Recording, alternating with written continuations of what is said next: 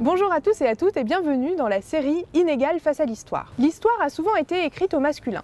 Les historiens et les historiennes se sont intéressés aux morts de la Première Guerre mondiale, mais peu se sont intéressés aux 600 000 veuves de guerre en métropole. Quel était leur statut? Avaient-elles le droit à des pensions?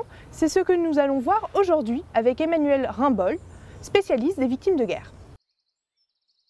Comment l'État assure-t-il un soutien aux veuves de soldats morts? Cet effort de réparation passe par deux lois essentielles. La loi du 31 mars 1919 réévalue le montant des pensions et élargit les bénéficiaires aux veuves de malades, aux épouses d'aliénés, mais écarte les veuves de prisonniers.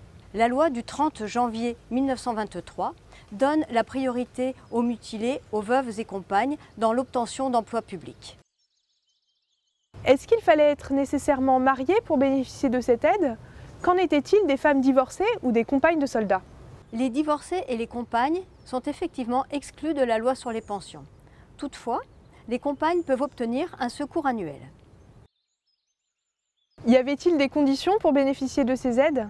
Ces dispositions sont effectivement assorties de conditions. Selon la date du mariage, les veuves obtiennent une pension à taux exceptionnel en cas de décès du soldat par blessure, à taux normal en cas de décès par maladie et une pension de réversion encore inférieure si l'époux était déjà pensionné à la date du mariage. Dans tous les cas, cette pension est réduite en cas de remariage. Les militaires enquêtent sur les compagnes qui demandent un secours annuel et leur renouvellement afin de vérifier la réalité de la vie commune avec le soldat, l'absence de nouvelle vie maritale et leur moralité irréprochable.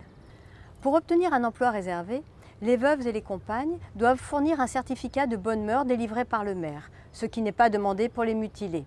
Si elles se remarient, cet emploi peut leur être retiré. Quelles mesures sont aujourd'hui prévues pour le ou la partenaire d'un soldat décédé? La distinction entre blessure et maladie a été supprimée. Les pacsés et conjoints peuvent obtenir une pension qui est supprimée en cas de remariage ou concubinage.